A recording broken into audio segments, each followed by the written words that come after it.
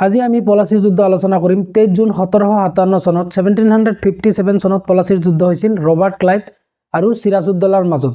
এই ভিডিঅ'টোৰ জৰিয়তে গোটেইখিনি আমি আলোচনা কৰিম পলাচীৰ যুদ্ধত কি হৈছিল। বলক আমি ভিডিঅ'টো আৰম্ভ কৰোঁ।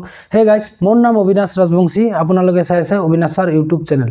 যদি আপুনি এতিয়ালৈকে মোৰ ইউটিউব চেনেলটো ছাবস্ক্ৰাইব কৰা নাই, তেতিয়াহ'লে এতিয়াই মোৰ ইউটিউব চেনেলটো ছাবস্ক্ৰাইব কৰি কাষতে থকা বেল আইকনটো দবাই দিয়ক ৰেগুলাৰ আপডেট পাই থাকিবৰ বাবে। এতিয়া চাওক, পলাচীৰ যুদ্ধ যেটো আছিল, battle of Plassey 23 June 23 June 1757 চনত পলাচীৰ যুদ্ধ হৈছিল। পলাচীৰ যুদ্ধত বেংগলৰ নবাব কোন আছিল? সিৰাজউদ্দৌলা। তেওঁ আছিল বেংগলৰ নবাব। আৰু ইংলেণ্ডৰ ফালৰ পৰা যেটো আমাৰ ভাৰতত ব্যৱসায়ৰ বাবে আহিছিল, তেওঁলোকৰ মানে যেটো মেইন কমান্ডাৰ আছিল ৰবাৰ্ট ক্লাইভ। ৰবাৰ্ট ক্লাইভৰ মানে নেতৃত্বত পলাচী যুদ্ধটো হৈছিল। ঠিক আছে, আমাৰ নবাব বেংগলৰ নবাব কোন আছিল? সিৰাজউদ্দৌলা। আৰু ইংলেণ্ডৰ ফালৰ পৰা কোন আছিল? Robert Clive. ঠিক আছে, তাৰপিছত এই যেটো পলাচীৰ যুদ্ধটো হৈছিল, সিৰাজউদ্দৌলাৰ মেইন 3জন কমান্ডাৰ আছিল। মেইন কমান্ডাৰ ইন চিফ আছিল মীৰ জাফৰ, তেওঁ আছিল মেইন কমান্ডাৰ। তাৰ তলত দুজন কমান্ডাৰ আছিল, মীৰ মদন আৰু দিৱান মোহনলাল। এই পলাচীৰ যুদ্ধত সিৰাজউদ্দৌলাৰ 3জন কমান্ডাৰ আছিল, মীৰ জাফৰ, মীৰ মদন আৰু দিৱান মোহনলাল। তেওঁ কমান্ডাৰ ইন চিফ কোন আছিল? মীৰ জাফৰ। মানে মেইন কমান্ডাৰটো আছিল মীৰ জাফৰ, আৰু এই দুজন মীৰ মদন আৰু দিৱান মোহনলাল তেওঁলোকে মানে তেওঁৰ আন্ডাৰত আছিল। এতিয়া যুদ্ধ এটাত এজন কেৱল কমান্ডাৰ নাথাকে, মেইন কমান্ডাৰ এজন থাকে, তাৰ তলতো আকৌ কমান্ডাৰ থাকে। কাৰণ কিয়নো যিবিলাক আছে ঘৰচবাৰ, মানে ঘোঁৰা দি যিবিলাকে যুদ্ধ কৰে তেওঁলোকক ঘৰচবাৰ বুলি কয়। সেইবিলাকৰো কোনোবা ইনচাৰ্জ থাকে, মানে চিফ থাকে। তাৰপিছত আছে অষ্টবলৰ, যিবিলাক হাতী দি যুদ্ধ কৰে, সেইবিলাকৰো কোনোবা কমান্ডাৰ থাকিব। তাৰপিছত তোপখানা যেটো আছে, তোপ যে মাৰে, সেই তোপৰো কিছুমান কমান্ডাৰ থাকে। আৰু বন্দুক চলাই, বন্দুকৰো কিছুমান কমান্ডাৰ থাকিব। সেইদৰে এইটো সিৰাজউদ্দৌলাৰ 3জন কমান্ডাৰ আছিল, মীৰ জাফৰ, মীৰ মদন আৰু দিৱান মোহনলাল। মেইন কমান্ডাৰটো কোন আছিল? কমান্ডাৰ ইন চিফ কোন আছিল? মীৰ জাফৰ। আৰু ৰবাৰ্ট ক্লাইভৰটো ইংলেণ্ডৰ ফালৰ পৰাতো তেওঁ একলে আছিল, ৰবাৰ্ট ক্লাইভৰ আন্ডাৰত মানে যুদ্ধটো চলিছিল। আৰু এওঁলোকৰ এইকেইজন আছিল। ঠিক আছে, গতিকে এতিয়া পলাচীৰ যুদ্ধটো আমি বিতংকৈ আলোচনা কৰিবলৈ পোনপ্ৰথমতে আমি অলপ আগুৱাই যাব লাগিব, হিষ্ট্ৰীৰ মানে প্ৰিভিয়াছ চেপ্টাৰত যাব লাগিব। গতিকে মানে ভালকে মানে জানিব। থমাস ৰ যিজন আছে, থমাস ৰ 1615 চনত মানে 1615 চনত ব্যৱসায়ৰ বাবে জাহাংগীৰৰ ৰাজত্বকালত আহিছিল। এই থমাস ৰজন আহিছিল যে তেতিয়া ইংলেণ্ডৰ ৰজা কোন আছিল? জেমছ প্ৰথম। জেমছ প্ৰথমৰ ৰাজত্বকালত মানে জেমছ প্ৰথমে থমাসক পঠাই দিছে জাহাংগীৰৰ ৰাজত্বকালত, যে ভাৰতত মানে ব্যৱসায়ৰ বাবে তেওঁক পঠিয়াই দিছিল। কাৰণ এই লাইচেন্স দিব লাগিব, তেতিয়াহ'লেহে ব্যৱসায় কৰিব পাৰিব। যদি মানে ইয়াৰ ভাৰতৰ যিবিলাক ৰজা আছে, সেই ৰজাৰ পৰা যদি পাৰ্মিশ্যন নলয়, তেতিয়াহ'লেতো ব্যৱসায় কৰিব নোৱাৰিব, কাৰণ তেওঁলোকে বিদেশৰ হয়। বিদেশৰ মানুহ এজন আমাৰ ইণ্ডিয়াত যদি ব্যৱসায় কৰিব লাগে, তেতিয়াহ'লে আমাৰ ইণ্ডিয়াৰ ৰজাৰ পৰা পাৰ্মিশ্যন ল'ব লাগিব। এতিয়া বৰ্তমান সময়ত যেনেকুৱা ধৰক আমাৰ দেশৰ পৰা পাৰ্মিশ্যন ল'ব লাগে, প্ৰাইম মিনিষ্টাৰৰ পৰা হওক, মানে ঠিক একেদৰে আগত আছিল, মানে ৰজাৰ পৰা পাৰ্মিশ্যন ল'ব লাগে। ঠিক আছে, এতিয়া কথা হ'ল থমাস ৰ 1615 চনত ব্যৱসায়ৰ বাবে জাহাংগীৰৰ ৰাজত্বকালত আহিছিল। তাৰপিছত তেওঁ মানে পাৰ্মিশ্যন পাই গৈছিল ব্যৱসায়ৰ বাবে। তাৰ আগতো আহিছিল বেলেগ এজন, তেওঁ মানে পোৱা নাছিলে। তাৰপিছত 1615 চনত থমাস ৰক জাহাংগীৰে পাৰ্মিশ্যন দি দিছিল মানে ব্যৱসায় কৰিবৰ বাবে। ঠিক আছে, তাৰপিছত 1647 চনত মানে 1647 চনত 23টা কোম্পানী ইষ্টাব্লিছ কৰি পেলাইছিল ভাৰতত। 1615 চনত যেতিয়া থমাস ৰয়ে ভাৰতত ব্যৱসায়ৰ কাৰণে পাৰ্মিশ্যন পাই গৈছিল জাহাংগীৰৰ পৰা, তাৰপিছত 1615 পৰা তেওঁ ষ্টাৰ্ট কৰি 1648 লৈকে মানে 1647 লৈকে 23টা কোম্পানী ইষ্টাব্লিছ কৰি দিছিল ভাৰতত। কি ইষ্টাব্লিছ কৰিছিল? তেওঁলোকে ব্যৱসায়ৰ বাবে কোম্পানী মানে ইষ্টাব্লিছ কৰিছিল, মানে স্থাপন কৰি পেলাইছিল। মানে 23টা কোম্পানী তেতিয়ালৈকে তেওঁলোকৰ হৈ গৈছিল। ঠিক আছে, তাৰপিছত 1664 চনত ফ্ৰান্স ইষ্ট ইণ্ডিয়া কোম্পানী ঔৰংজেবৰ ৰাজত্বকালত আহিছিল ব্যৱসায়ৰ বাবে। প্ৰথমতে কোন আহিছিল? 1615 চনত জাহাংগীৰৰ ৰাজত্বকালত আহিছিল থমাস ৰ আহি কিনে তেওঁলোকে ব্যৱসায় ষ্টাৰ্ট কৰিছিল। মানে প্ৰথম আমাৰ মানে ইয়াতে কোন আহিছে? কোম্পানী ইষ্টাব্লিছ কৰাৰ কাৰণে কোন আহিছে? ইংলেণ্ডৰ ইষ্ট ইণ্ডিয়া কোম্পানী। ইংলেণ্ডৰ ফালৰ পৰা যিটো আহিছিল সেইটো কি বোলে? ইংলেণ্ড ইষ্ট ইণ্ডিয়া কোম্পানী, ব্ৰিটিছৰ মানে। তাৰপিছত ফ্ৰান্সৰ পৰাও যিটো আহিছিল সেইটো ফ্ৰান্সৰো ইষ্ট ইণ্ডিয়া কোম্পানী আছিল, সেইটোৰ নাম হ'ল ফ্ৰান্স ইষ্ট ইণ্ডিয়া কোম্পানী। তেওঁলোকে কেতিয়া আহিছিল? 1664 চনত। 1615 চনত জাহাংগীৰৰ ৰাজত্বকালত থমাস ৰয় আহি 1648 লৈকে 23টা কোম্পানী ইষ্টাব্লিছ কৰি পেলাইছিল অলৰেডি। তাৰপিছত কি হ'ল? 1664 চনত মানে 1664 চনত ফ্ৰান্স ইষ্ট ইণ্ডিয়া কোম্পানী তেতিয়া ঔৰংজেবৰ ৰাজত্বকালত ব্যৱসায়ৰ বাবে আহিছিল। থমাস ৰয়ে জাহাংগীৰৰ ৰাজত্বকালত আহিছে, ফ্ৰান্স ইষ্ট ইণ্ডিয়া কোম্পানী ঔৰংজেবৰ ৰাজত্বকালত আহিছে। কিয় আহিছে তেওঁলোকে কেৱল ব্যৱসায়ৰ কাৰণে আহিছিল তেওঁলোকৰ ইন্টেনশন মানে পাৰপজটো কি আছিল তেওঁলোকে ব্যৱহাৰ কৰিবৰ বাবেহে ভাৰতত আহিছিল তাৰ পিছত কি হল 1700 চনত মুৰ্শিদ কুলি খানক বেংগলৰ দিৱান বনোৱা গৈছিল ঔৰংজেবৰ দ্বাৰা যে বেংগল যে আছে এই বেংগলটো তেতিয়া বিহাৰ ওয়েস্ট বেংগল ওড়িশা আৰু বাংলাদেশ এই চাৰিটা ষ্টেট মিলি তেতিয়া বেংগল আছিল বিহাৰ ওড়িশা ওয়েস্ট বেংগল বাংলাদেশ এই চাৰিটা তাৰ পিছত কি হল চাওক এইটো যে আছে 1704 চনত বেংগলৰ কেপিটেল ঢাকাৰ পৰা মুৰ্শিদাবাদলৈ লৈছিল কোন মুৰ্শিদ কুলি খানে কাৰণ বেংগল তেতিয়া কি আছিল ডাঙৰ আছিল কাৰণ বিহাৰ ওড়িশা বেংগল আৰু বাংলাদেশ মিলি তেতিয়াৰ বেংগল আছিল সেই বেংগলক কোনে তত্ত্বাৱধান কৰি আছিল মুৰ্শিদ কুলি খানক ঔৰংজেবৰ দ্বাৰা দিৱান বনোৱা গৈছিল বেংগলৰ ঠিক আছে তেতিয়া কি হল 1704 চনত বেংগলৰ কেপিটেল ঢাকাৰ পৰা মুৰ্শিদাবাদলৈ লৈছিল মুৰ্শিদ কুলি খানে তাৰ পিছত 1707 চনত ঔৰংজেবৰ মৃত্যু হয় 1704 চনত মুৰ্শিদ কুলি খানে ঢাকাৰ পৰা মুৰ্শিদাবাদলৈ লৈছিল বেংগলৰ কেপিটেল তাৰ পিছত 1704 চনত হেতু লৈছিল 1707 চনত ঔৰংজেবৰ পিছত মৃত্যু হোৱাৰ পিছত তাৰ পিছত দুজন ৰজা আহে বাহাদুৰ শাহ প্ৰথম আৰু জাহাদাৰ শাহ এই দুজন ৰজাৰ মানে বেছি কাল ৰাজত্বকাল নাথাকে কাৰণ 1707 পৰা 1712 কেই বছৰ 5 বছৰ মাত্ৰ ৰাজত্ব থাকে বাহাদুৰ শাহ প্ৰথম আৰু জাহাদাৰ শাহ এইটো বাহাদুৰ শাহ প্ৰথম আৰু জাহাদাৰ শাহৰ পিছত ফাৰুক শ্বিয়াৰে ৰজা হয় 1713 চনত 1713 চনত ফাৰুক শ্বিয়াৰে ৰজা হয় এটো 9th মুঘল এম্পায়াৰ আছিল ফাৰুক শ্বিয়াৰ এই ফাৰুক শ্বিয়াৰৰ পৰাই এই মুঘলৰ যেটো বৰবাদী আৰম্ভ হয় ফাৰুক শ্বিয়াৰৰ পৰাই আৰম্ভ হয় বুলি ক'ব পাৰি কাৰণ কিয় হয় চাওক 1717 চনত এইটো 1717 চনত বেংগলৰ নবাব মুৰ্শিদ কুলি খানক বনোৱা হৈছিল ঠিক আছে ইয়াৰ আগত কি আছিল বেংগলৰ যেটো দিৱান আছিল তেতিয়া কোন আছিল বেংগলৰ দিৱান আছিল মুৰ্শিদ কুলি খান তেওঁ কেৱল দিৱান হিচাপে বনাইছিল ঔৰংজেবে মানে তেওঁ টেক্স কালেকশন কৰি গোটেইবোৰ কাক দিব ঔৰংজেবক দিব কিন্তু 1717 চনত ফাৰুক শ্বিয়াৰে এইটো মুৰ্শিদ কুলি খানক বেংগলৰ নবাব বনাই দিছিল বেংগলৰ নবাব মানে তেওঁ মানে ধৰক এটা আজিৰ দিনত চিফ মিনিষ্টাৰৰ দৰে মানে বেংগল তেওঁৰ টোটালি মানে আন্ডাৰত হৈ যাব তাৰ পিছত কি হ'ব তেওঁ যিমান টেক্স কালেকশন কৰিব তাতে মানে শেয়াৰ পাই যাব মানে যে আধা তেওঁলোকক দিল তাৰ পিছত আধা পইচা এইটো সোলজাৰক দিয়াৰ পিছত তেওঁ মানে ৰাখিব পাৰিব ঠিক আছে হেতু মানে কেৱল শেয়াৰহে কৰিছে কাৰণ বেংগল লাহে লাহে মানে তেওঁৰ ফাৰুক শ্বিয়াৰৰ পৰা বেংগল মানে লাহে লাহে যাব মানে ধৰিব মানে আৰু মুঠতে ষ্টাৰ্টিং হৈ গল মানে ফাৰুক শ্বিয়াৰৰ পৰা কাৰণ ফাৰুক শ্বিয়াৰে বেংগলৰ নবাব কাক বনাই দিছিল মুৰ্শিদ কুলি খানক তাৰ পিছত আপোনালোকে জানে ইয়াৰ আগৰ ভিডিঅত মই কৈছিলো 1717 চনত 1717 চনত ফাৰুক শ্বিয়াৰৰ চেচক নামৰ বেমাৰ হৈছিল তাৰ বাবে হেমিল্টন নামৰ ডক্টৰ আছিল ইংৰাজৰ ফালৰ পৰা যেটো এজন হেমিল্টন নামৰ ডক্টৰ আছিল সেই হেমিল্টন ডক্টৰে ফাৰুক শ্বিয়াৰে চেচক নামৰ বেমাৰীৰ পৰা মানে বচাইছিল সেই বচোৱাৰ ফলত ফাৰুক শ্বিয়াৰে কি হৈছিল যে মানে তেওঁ সুখী হৈ মানে তেওঁৰ এইটো ইংৰাজৰ মানে কামত সুখী হৈ কাৰণ তেওঁ বচাইছে যেহেতু হেমিল্টন ডক্টৰে হেতু সুখী হৈ তেওঁলোকক মানে পুৰস্কাৰ দিছিল লগতে ট্যাক্স ফ্ৰী মানে ট্ৰেড কৰাৰ কাৰণে লাইসেন্স দিছিল মানে ব্যৱসায় যে কৰিব তাতে কোনো ধৰণৰ ট্যাক্স দিব নালাগে প্ৰথমতে কি আছিল ঔৰংজেবৰ কালৰ পৰা জাহাংগীৰৰ কালৰ পৰা কি আছিল ট্যাক্স দিব লাগিব জাহাংগীৰৰ কালতো দিব লাগিব ঔৰংজেবৰ কালতো দিব লাগিব ঠিক আছে প্ৰথম তেওঁলোকে ট্যাক্স দি আহিছিল ইংৰাজে কিন্তু যেতিয়া হেমিল্টন ডক্টৰে ফাৰুক শ্বিয়াৰক চেচক নামৰ বেমাৰৰ পৰা বচালে তেতিয়া তেওঁ মানে ট্যাক্স ফ্ৰী কৰি দিল মানে ব্যৱসায় কৰক কোনো ধৰণৰ ট্যাক্স নালাগে মানে হেতু আছিল ট্যাক্স ফ্ৰী ট্ৰেড কৰাৰ কাৰণে যেটো লাইসেন্স দিছিল হেতু দস্তক প্ৰণালী বুলি কয় হেতু মানে কেতিয়াবা কোৱেশ্চন আহে মানে এক্সামত দস্তক প্ৰণালী কি মানে যেটো বেংগলত যেটো মানে ট্যাক্স যে বেংগলত যেটো ইংৰাজে ব্যৱসায় কৰিব তাৰ বাবে কোনো ধৰণৰ ট্যাক্স দিব নালাগে যেটো লাইসেন্স দিয়াব হেতু মানে কি বোলা হয় দস্তক প্ৰণালী হেতু এটা কোৱেশ্চন আহে এক্সামত তো মনত ৰাখিব দস্তক প্ৰণালী মানে কি মানে যে ব্যৱসায় যে কৰিব তাতে কোনো ধৰণৰ ট্যাক্স দিব নালাগে ইংৰাজে হেতু এটা অনুজ্ঞাপত্ৰ হেতু এটা লাইসেন্স হেতু কয় দস্তক প্ৰণালী ঠিক আছে তাৰ পিছত কি হল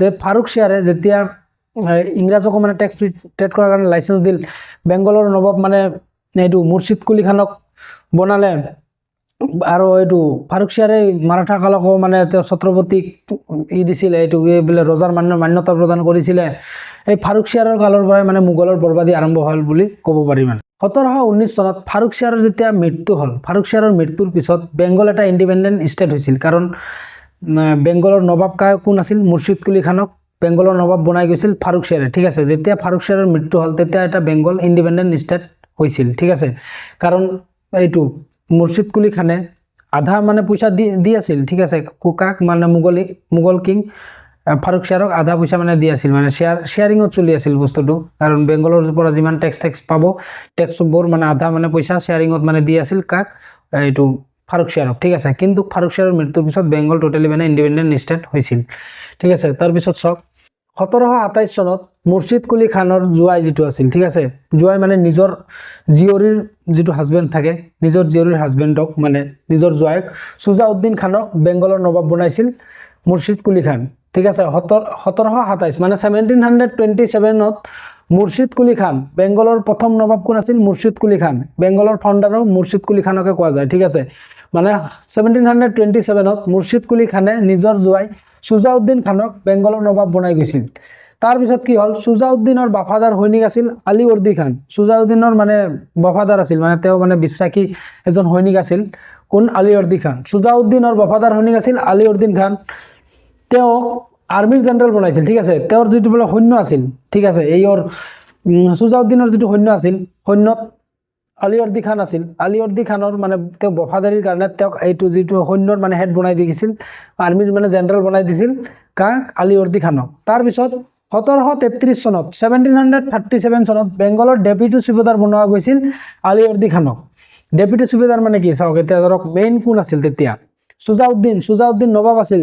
নবাবৰ তলত মানে এইটো ডেপুটি সুবেদাৰ, নবাব হ'ল মেইন, তাৰ তলত ডেপুটি সুবেদাৰক মানে সুবেদাৰ হিচাপে বনাইছিল আলীৱৰ্দী খানক। তাৰপিছত কি হ'ল? 1739 চনত চুজাউদ্দিনৰ মৃত্যুৰ পিছত সৰফৰাজ খান বেংগলৰ নবাব হৈছিল। এইটো এই যিটো আছিল চুজাউদ্দিনৰ 1739 চনত 1739 চনত তেওঁৰ মৃত্যু হয়।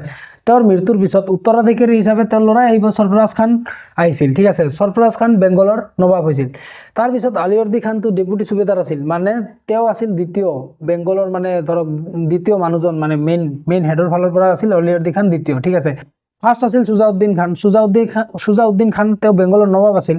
তাৰ ছেকেণ্ড পজিশ্যন হিচাপে আলীৱৰ্দী খানক তেওঁ নিজে বনাই গৈছিল। কাৰণ কিয় বনাইছিল আলীৱৰ্দী খানক? তেওঁ যিহেতু এক্সপাৰ্ট এজন মানে সৈনিক আছিল, সেইবাবে তেওঁক প্ৰথমতে আৰ্মি জেনেৰেল বনাল, তাৰপিছত সেইটো ডেপুটি সুবেদাৰ বনাল, তাৰপিছত সেইটো তেওঁ নিজে বনাই গৈছিল চুজাউদ্দিনে। কিন্তু চুজাউদ্দিনৰ মৃত্যুৰ পিছত উত্তৰাধিকাৰী হিচাপে তেওঁৰে বংশৰটো আহিব না, সেইকাৰণে সৰফৰাজ নবাব হৈছিল। তাৰপিছত কি হ'ল? আলীৱৰ্দী খান জেলাছ ফিল কৰিছিল যে মানে ধৰক মই মানে বেংগলৰ ডেপুটি সুবেদাৰ হয়, গতিকে মানে যিটো চুজাউদ্দিনৰ মৃত্যুৰ পিছত মানে তেওঁহে নবাব হ'ব, তেওঁৰ মানে সেইটো আশা আছিলে, ঠিক আছে। যেতিয়া উত্তৰাধিকাৰী হিচাপে সৰফৰাজ খান হ'ল, চুজাউদ্দিনৰ ল'ৰা মানে সৰফৰাজ খান হ'ল, তেতিয়া মানে তেওঁ জেলাছ ফিল কৰিলে, তেওঁ হ'ব নালাগিছিলে, মইহে হ'ব লাগিছিল, কাৰণ মইহে মানে এক্সপাৰ্ট হয়, মই মানে যোগ্য হয় ইয়াৰ বাবে। সেইকাৰণে কি কৰিল? আলীৱৰ্দী খান জেলাছ ফিল কৰিছিল। 1739 চনত চুজাউদ্দিনৰ মৃত্যু হয়, লগালগ সৰফৰাজ খান মানে বেংগলৰ নবাব হয়। তাৰপিছত জেলাছ ফিল কৰিছিল আলীৱৰ্দী খান। আলীৱৰ্দী খানে এক বছৰৰ পিছতে মানে 1739 পিছতে 1740 মানে 1739 পিছতে 1740, ঠিক আছে। 1740 চনত বেটল অফ গিৰিয়াত সৰফৰাজ খানক মাৰি তেওঁ মানে নিজে বেংগলৰ নবাব হৈছিল। 1740 চনত চাওক, 1739 চুজাউদ্দিনৰ মৃত্যু হয়। তাৰপিছত 1740 চনতে গিৰিয়াৰ যুদ্ধত আলীৱৰ্দী খানে সৰফৰাজ খানক মাৰি তেওঁ মানে বেংগলৰ নবাব হৈ গৈছিল। কোনে? আলীৱৰ্দী খানে বেংগলৰ নবাব হৈ গৈছিল সৰফৰাজ খানক মাৰি। তাৰপিছত 1740তো তেওঁ বেংগলৰ নবাব হয়। তাৰপিছত 1756 লৈকে চাওক 16 বছৰ মানে 1740ত আলীৱৰ্দী খানে বেংগলৰ নবাব হয়। তাৰপিছত 1756 লৈকে তেওঁ বেংগলৰ নবাব থাকে। এতিয়া কথা হ'ল আলীৱৰ্দী খানৰ মানে তেওঁৰ কোনো মানে ল'ৰা নাছিলে, ঠিক আছে। যিমান মানে তেওঁৰ মানে কেৱল জীয়ৰী আছিল, মানে তেওঁৰ ডটাৰ আছিল, চন নাছিল, ঠিক আছে, আলীৱৰ্দী খানৰ। সেইকাৰণে যেতিয়া তেওঁ মাৰাঠাসকলৰ লগতো মানে তেতিয়া যুদ্ধ কৰিছিল আলীৱৰ্দী খানে, সেই এটা যুদ্ধত তেতিয়া এইটো চিৰাজউদ্দৌলা যিটো আছিল, আমিনা বেগমৰ জীয়ৰী চিৰাজউদ্দৌলা, সেইটো হ'ল আলীৱৰ্দী খানৰ যিটো জীয়ৰী আছিল আমিনা বেগমৰ ল'ৰা আছিল চিৰাজউদ্দৌলা। সেই চিৰাজউদ্দৌলাক আলীৱৰ্দী খানে মাৰাঠাসকলৰ এগেইনষ্টত এটা যুদ্ধত লৈ গৈছিল, যেতিয়া তেওঁৰ মোটামুটি ধৰক 13 বছৰমান আছিল। সেই সময় বয়সত মানে লৈ গৈছিল। তেতিয়া তেওঁৰ মানে সাহস চাই মানে তেওঁ ভাবিছিল যে মোৰতো ল'ৰা নাই, কিন্তু তেওঁৰ মানে জীয়ৰীৰ যিটো পুত্ৰ আছে চিৰাজউদ্দৌলা, তেওঁ মানে পাৰফেক্ট হয় নবাব হোৱাৰ কাৰণে বেংগলৰ, ঠিক আছে। সেইকাৰণে আলীৱৰ্দী খানে তেওঁৰ মৃত্যুৰ আগতে ঘোষণা কৰি গৈছিল যে মোৰ উত্তৰাধিকাৰী হিচাপে, মোৰ ছাকচেছৰ হিচাপে চিৰাজউদ্দৌলা নেক্সট বেংগলৰ নবাব হ'ব, ঠিক আছে। সেইকাৰণে 1756 চনত বেংগলৰ নবাব আছিল তেওঁ আলীৱৰ্দী খান। যেতিয়া 1756 চনত তেওঁৰ মানে মৃত্যু হয়, তেতিয়া তেওঁৰ জীয়ৰী আমিনা বেগমৰ ল'ৰা চিৰাজউদ্দৌলা বেংগলৰ নবাব হৈছিল 1756 চনত। 1756 চনত বেংগলৰ নবাব আলী বৰ্দী খানৰ মৃত্যুৰ পিছত উত্তৰাধিকাৰী হিচাপে আমিনা বেগমৰ ল'ৰা চিৰাজউদ্দৌলা বেংগলৰ নবাব হয়। তেতিয়া চিৰাজউদ্দৌলাৰ বয়স আছিল কেৱল 23 ইয়াৰ্ছ। চাওক আলী বৰ্দী খানৰ মৃত্যুৰ পূৰ্বে তেওঁ ঘোষণা কৰি গৈছিল যে তেওঁৰ যিটো জীয়ৰী আছে, জীয়ৰীৰ ল'ৰা আমিনা বেগমৰ ল'ৰা চিৰাজউদ্দৌলাক ৰজা বনাব। ঠিক আছে, তেওঁ ঘোষণা কৰি গৈছিল আৰু চিৰাজউদ্দৌলাক কৈ গৈছিল যে বেংগলত যদি মানে শাসন কৰিব লাগে তেতিয়াহ'লে বিদেশী যিবিলাক কোম্পানী আছে, এতিয়া ইষ্ট ইণ্ডিয়া কোম্পানী হওক, ফ্ৰান্সে হওক, এইবোৰক মানে তেওঁ কিলাবন্দী কৰিব দিব নালাগে। মানে তেওঁলোক যাতে মানে সামৰিকভাৱে বেছি মানে আগুৱাই যাতে নাযায়, সেনেকুৱা মানে তেওঁলোকক ষ্টপ কৰি ৰাখিব লাগিব। কাৰণ তেওঁলোকে বেপাৰী হয়, ব্যৱসায় কৰিব আহিছে ভাৰতত। তেওঁলোকে যাতে ব্যৱসায়তে মানে সীমাবদ্ধ থাকে, তেওঁলোকে যাতে নিজৰ আৰ্মি মানে নবঢ়ায়, নিজৰ সৈন্য যাতে নবঢ়ায়। সেইবিলাক বঢ়ালে কি হ'ব, তেওঁলোকে মানে বেংগল কেপচাৰ কৰিব বিচাৰিব। সেইটো মানে আলী বৰ্দী খানে বুজি পাইছিলে। সেইবাবে তেওঁৰ যিটো গ্ৰেণ্ডছন আছিল, তেওঁৰ যিটো নাতি মানে গ্ৰেণ্ডছন, কাৰণ আমিনা বেগম তেওঁৰ জীয়ৰী আছিল, জীয়ৰীৰ ল'ৰা কি হ'ব, গ্ৰেণ্ডছন হ'ব। তেওঁৰ গ্ৰেণ্ডছন চিৰাজউদ্দৌলাক আগতে কৈ গৈছিলে যে যাতে সেই বিদেশী কোম্পানীবোৰে যাতে কোনো ধৰণৰ কিলাবন্দী চন্দী সেইবিলাক নকৰে। কিলাবন্দী হ'ল যিটো ধৰক মহল থাকিব, চাৰিওপিনে ৱাল, ডাঙৰ ৱাল বনাই দিয়া, তাৰপিছত এইভাগে তোপবোৰ ৰাখি দিয়া, সেইবোৰক কিলাবন্দী কয়। ঠিক আছে, এই কিলাবন্দীবোৰ যাতে নকৰে, কাৰণ সেই কিলাবন্দী কৰিলে কি হ'ব, সৈন্যবোৰ বাহিৰৰ সৈন্যবোৰ এটাক কৰিবৰ কাৰণে অসুবিধা হ'ব। কাৰণ চাৰিওপিনৰ পৰা ৱাল থাকিব, ওপৰত তোপ থাকিব, তাৰ পৰা তোপৰ পৰা ধৰক হামলা কৰিব পাৰিব, তীৰেদি হামলা কৰিব পাৰিব। সেইকাৰণে ব্ৰিটিছাৰবোৰে যাতে কিলাবন্দী কৰিব নোৱাৰে, সেইটো আগতীয়াকৈ জনাই গৈছিল কাক, চিৰাজউদ্দৌলাক। তেওঁৰ মানে যিটো আতা হ'ব, এইটো গ্ৰেণ্ডফাদাৰ আলী বৰ্দী খান, সেই আলী বৰ্দী খানে তেওঁক কৈ গৈছিলে। ঠিক আছে, তাৰপিছত যেতিয়া 1756 চনত চিৰাজউদ্দৌলা ৰজা হ'ল, মানে নবাব হ'ল, বেংগলৰ নবাব হ'ল, তাৰপিছত দেখিলে যে ব্ৰিটিছবোৰে কলকাতাত যিটো আছে ফৰ্ট উইলিয়াম কিলা যিটো আছে, সেই ফৰ্ট উইলিয়াম কিলাটোক তেওঁলোকে মেৰামতি কৰিব বিচাৰি আছে, মানে ৰিপেয়াৰমেণ্ট কৰি আছে, আৰু তেওঁলোকে সেইটো কিলাবন্দী কৰি আছে আৰু ডাঙৰ কৰিব বিচাৰি আছে। ফৰ্ট উইলিয়াম কিলাটো, কলকাতাত যিটো ফৰ্ট উইলিয়াম কিলা আছে, সেইটো মেৰামতি কৰি আছে, ডাঙৰ কৰি আছে, কিলাবন্দী কৰি আছে, তেওঁলোকে সেইটো কৰি আছে। তেতিয়া চিৰাজউদ্দৌলাৰ মানে তেওঁৰ মানে খং উঠিল যে ব্ৰিটিছৰ কামবোৰ মানে জেনুইন হিচাপে লগা নাই, কাৰণ তেওঁলোকে মানে নিজৰ সামৰিক শক্তিবোৰ লাহে লাহে বঢ়াই আছে। ঠিক আছে, তেতিয়া কি কৰিল যে চিৰাজউদ্দৌলাই ফ্ৰান্স ইষ্ট ইণ্ডিয়া কোম্পানী আৰু ব্ৰিটিছাৰ্ছবোৰক তেওঁৰ মানে নিজৰ কোৰ্টত মাতিলে। ঠিক আছে, এইটো চাওক। ঠিক সেই সময়তে আৰু কি হৈছিলে চাওক। ঠিক সেই সময়তে 1756 চনত 7 ইয়াৰ্ছ ৱাৰ চলি আছিল ইউৰোপত।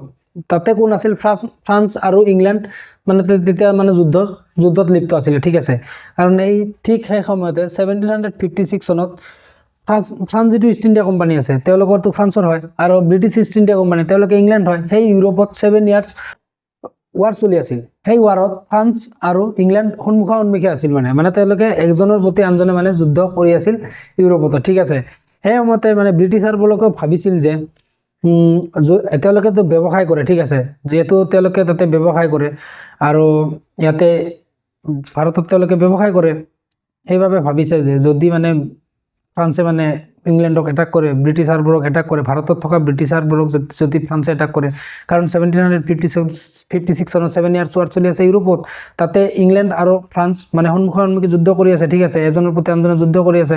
সেইটো যুদ্ধৰ এই প্ৰভাৱ যদি ভাৰততো পৰে, ফ্ৰান্সে যদি ধৰক ব্ৰিটিছক এটাক কৰে, সেইটো উদ্দেশ্যৰেও ব্ৰিটিছাৰবোৰে মানে ফৰ্ট উইলিয়াম কিলাটো মানে মজবুত কৰিব ধৰি আছে।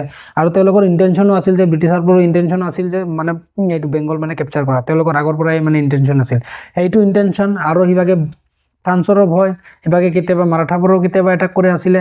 সৰু আগত মাৰাঠাবোৰ বেছি গুজৰাট, হায়দৰাবাদ এইবিলাক এলেকাত মানে এটাক কৰা আছিল, কিন্তু মানে বেংগলৰ ফালেও চকু দি আছিলে। ঠিক আছে, সেইবাবে মানে তেওঁলোকে বহুতকেইটা ইণ্টেনশ্যন লৈ ব্ৰিটিছাৰবোৰে ফৰ্ট উইলিয়াম কিলাটো মানে তেওঁলোকে মজবুত কৰি আছিলে। ঠিক আছে, কিন্তু চিৰাজউদ্দৌলাই ফ্ৰান্স আৰু এইটো ব্ৰিটিছাৰবোৰক দুয়োটাকে মানে নিজৰ ইয়াত মাতি কিনে, নিজৰ যিটো কোৰ্ট আছে তাত মাতি কিনে তেওঁলোকক কামটো ষ্টপ কৰিবলৈ আদেশ দিয়ে। ঠিক আছে, তাৰপিছত কি হ'ল যে ফ্ৰান্সে সেইটো অৰ্ডাৰটো, চিৰাজউদ্দৌলাৰ অৰ্ডাৰটো মানিছে। ঠিক আছে, কোনো মানে প্ৰটেষ্ট অপ'জ কৰা নাই, তেওঁলোকৰ মানে যিটো চিৰাজউদ্দৌলাই যিটো অৰ্ডাৰ দিছে সেইটো তেওঁলোকে মানিছে, কিন্তু ব্ৰিটিছাৰবোৰৰ মনা নাই। ঠিক সেই সময়তে কি আছিল, বেংগলৰ যিটো ফ্ৰান্স আৰু ইষ্ট ইণ্ডিয়া কোম্পানীয়ে ব্যৱসায় যে কৰি আছিলে, তেতিয়া বেংগলত কোনো ধৰণৰ টেক্স দিয়া নাছিল চিৰাজউদ্দৌলাক। চাওক, যেতিয়া মানে ফ্ৰান্স ইষ্ট ইণ্ডিয়া কোম্পানী আৰু ব্ৰিটিছ ইষ্ট ইণ্ডিয়া কোম্পানী দুয়োটাই যেতিয়া ভাৰতত ব্যৱসায় কৰি আছিল বেংগলত, ঠিক আছে, বেংগলত ব্যৱসায় কৰি আছিলে, যেতিয়া মানে বেংগলত ব্যৱসায় কৰি আছিলে তেতিয়া সিৰাজউদ্দৌলাক কোনো ধৰণৰ টেক্স দিয়া নাছিল। ব্যৱসায় যে কৰি আছে সেই ব্যৱসায় কৰাৰ পৰিণতিত মানে তেওঁলোকে কোনো ধৰণৰ টেক্স দিয়া নাছিল। কিয়? 1717 চনত ফাৰুকশ্বিয়াৰে যিটো মোগল ৰজা আছিল ফাৰুকশ্বিয়াৰে কি কৰিছিল, ব্যৱসায় কৰাৰ কাৰণে টেক্স ফ্ৰী কৰি দিছিল, মানে টেক্স দিব নালাগে, ব্যৱসায় কৰি থাকক। সেইটো মানে যিটো অধিকাৰ দিছিলে সেইটো কি আছিল, দস্তক প্ৰণালী। সেই দস্তক প্ৰণালী মতে তেওঁলোকে মানে ব্যৱসায় কৰি গৈছিল। সেইটো দস্তক প্ৰণালী মিছ ইউজ কৰিছিল, যে যিটো মানে ধৰক এটা লাইচেঞ্চ দিব, সেই লাইচেঞ্চটো তেওঁলোকে ফটোকপি কৰি লৈছিল, মানে জেৰক্স কৰি বেলেগকো মানে দি দিছিল। সেইটোৰ প্ৰভাৱ মানে ভাৰতত মানে বেয়াকৈ পৰি গৈছিল। ঠিক আছে, অৰ্থনৈতিক ফালৰ পৰা সিৰাজউদ্দৌলা মানে লাহে লাহে কমজোৰ হ'বলৈ গৈ আছিলে, মানে কাৰণ টেক্সে নিদিয়ে, ব্যৱসায় কৰে ঠিক আছে কিন্তু টেক্স নিদিয়ে। সেইটো ভাৰততো ইম্পেক্ট পৰি আছিল, কাৰণ আমাৰ ভাৰতৰ ব্যৱসায়ীবোৰে টেক্স দিব লাগে কিন্তু ব্ৰিটিছাৰবোৰে ফ্ৰান্সবোৰে মানে টেক্স নিদিয়ে। সেই দস্তক প্ৰণালী ইউজ কৰি কিনে দেখাই দিয়ে যে এইটো আমাৰ লগত আছে, আমি মানে টেক্স নিদিওঁ। ঠিক আছে, সেইফালৰ পৰা কি হ'ল, টেক্স আমাৰ ভাৰতৰ বেপাৰীবিলাকৰ ওপৰত মানে বেয়া ইম্পেক্ট পৰি আছিল। তেওঁলোকৰ বস্তুৰ দাম বাঢ়ি গৈ আছিল। কিয়? কাৰণ সিহঁতে আমাৰ ৰজাকো টেক্স দিব লাগে, তেওঁলোকে লাভো কৰিব লাগে, কিন্তু ব্ৰিটিছাৰবোৰেতো টেক্স দিব নালাগে, তেওঁলোকে মানে কম দামতে বেচিব পাৰে। সেইকাৰণে ভাৰতৰ ব্যৱসায়ীবোৰৰ অসুবিধা হৈ আছিলে। ঠিক আছে, তেতিয়া সিৰাজউদ্দৌলা মনে মনে ভাবিছিলে যে মানে এতিয়া মানে ফৰ্ট উইলিয়াম কিলাও তেওঁলোকে মজবুত কৰি আছে, তেওঁলোকে টেক্সো নিদিয়ে, কাৰণ চাৰিওফালৰ পৰা মানে তেওঁ খং উঠি আছিলে যে সিৰাজউদ্দৌলাই ব্ৰিটিছাৰবোৰৰ আৰু ফ্ৰান্সবোৰৰ ওপৰত, কাৰণ টেক্স নিদিয়ে। সেইকাৰণে তাৰ মানে টেক্সো নিদিয়াৰ বাবে, কাৰণ আৰু তেওঁলোক তেতিয়া ভাবিছিলে যে মানে সিৰাজউদ্দৌলাই ভাবিছিল, কাৰণ তেতিয়া সেইটো কোনে কৰিছিল, মোগল কিং ফাৰুকশ্বিয়াৰে কৰিছিল। তেতিয়া সেইটো মোগলৰ আণ্ডাৰত আছিল বেংগল, এতিয়াতো মোগলৰ আণ্ডাৰত বেংগলটো নাই। সেইবাবে কি হ'ব যে ব্ৰিটিছ ফ্ৰান্স গোটেইবোৰে মানে সিৰাজউদ্দৌলাক টেক্স দিব লাগিব, সেইটো সিৰাজউদ্দৌলাই ভাবিছিল, কাৰণ বেংগল তেতিয়া মোগলৰ আণ্ডাৰত নাই। সেইবাবে তেওঁ মানে টেক্স দিব লাগিব সকলোৱে। যিহেতু ব্ৰিটিছাৰবোৰে সিৰাজউদ্দৌলাৰ কথা নামানি তেওঁলোকে মানে কিলাবন্দী কৰি আছিল, কিলাৰ কাম মেৰামতি কৰি আছিল। সেইবাবে কি ভাবিলে যে সিৰাজউদ্দৌলাই নিজৰ সৈন্য লৈ ফৰ্ট উইলিয়াম কিলা, যিটো কলকাতাত আছে ফৰ্ট উইলিয়াম কিলা, সেই কিলাত আক্ৰমণ কৰে। ঠিক আছে, সেই কিলাত আক্ৰমণ কৰাৰ পিছত কিলাত যিমান মানে ব্ৰিটিছ সৈন্যবোৰ আছিল, ব্ৰিটিছ সৈন্যবোৰ কিছুমানে পলাই গৈছিলে আৰু কিছুমানক মানে ধৰিলে, মানে 146 জনত এইটো চাওক, ইয়াতে 146 জনক এৰেষ্ট কৰে আৰু এটা ৰুমৰ ভিতৰত ঠেলা হেঁচা কৰি ৰাখিছিল। সেইটো কিলাত যেতিয়া মানে সিৰাজউদ্দৌলাই এটাক কৰিছিল, এটাক কৰাৰ পিছত কিছুমান ব্ৰিটিছ সৈন্য মানে পলাই যায় আৰু কিছুমানক মাৰে, আৰু 146 জনক তেওঁলোকে মানে জিন্দা মানে এৰেষ্ট কৰে। ঠিক আছে, এৰেষ্ট কৰাৰ পিছত এইটো ফৰ্ট উইলিয়াম কিলাৰ ভিতৰতে, ফৰ্ট উইলিয়াম কিলা মানে ফৰ্ট উইলিয়াম এটা মানে ডাঙৰ এটা কিলা আছিল, মানে ডাঙৰ এটা ঘৰ আছিল, এটা মহলৰ দৰে আছিল। ঠিক আছে, সেই কিলাত বহুতো ৰুম থাকিব, সেই ৰুমৰ ভিতৰত মানে মানুহ থকাৰ কাৰণে, বস্তু থকাৰ কাৰণে ব্যৱস্থাবোৰ থাকে। ঠিক আছে, যেনে ৰাজপ্ৰসাদ হয়, সেই ৰাজপ্ৰসাদৰ দৰে হয় কিলা, এই ৰাজপ্ৰসাদবোৰে এটা কিলা বুলি কোৱা হয়। ঠিক আছে, সেইটো যিটো ফৰ্ট উইলিয়ামটো কিলা আছিল, সেই কিলাৰ ভিতৰতে এটা ৰুমৰ ভিতৰত সেই 146 জন যে ব্ৰিটিছ আছিল, সেই 146 জন ব্ৰিটিছক যিটো এৰেষ্ট কৰিছিল সিৰাজউদ্দৌলাই, সেই 146 জন ব্ৰিটিছক এটা সৰু কোঠাৰ ভিতৰত ৰাখি দিছিলে। সেই ফৰ্ট উইলিয়াম কিলাৰ ভিতৰত এটা ৰুম আছিল, সেই ৰুমত মানে এটা সৰু ৰুমৰ ভিতৰত 146 জন মানুহ সিৰাজউদ্দৌলাই মানে ভৰ্তি কৰি ৰাখিছিল। তাতে কেপাচিটি ধৰক 50 বা 60 মানুহ আঁতিব, তাতে 146 মানুহ ভৰাই দিছে, মানে একদম উশাহ নিশাহ ল'ব নোৱাৰি। ৰাতিটোৰ ভিতৰত 146 আউট অফ 146ৰ ভিতৰত 123 মানে ডেথ হৈ গৈছে, মানে উশাহ ল'ব নোৱাৰিয়ে মানে ডেথ হৈ গৈছে। ঠেলা হেঁচা কৰি মানে একদম ভৰাই দি দিছে, মানে একদম ধৰক সন্ধিয়াৰ ভাগত ভৰাইছে, ৰাতিটো থকাৰ পিছত কি হ'ল, 123 ডেথ হৈ গৈছে, উশাহ ল'ব নোৱাৰিয়ে মানে সিহঁতে ডেথ হৈ গৈছে।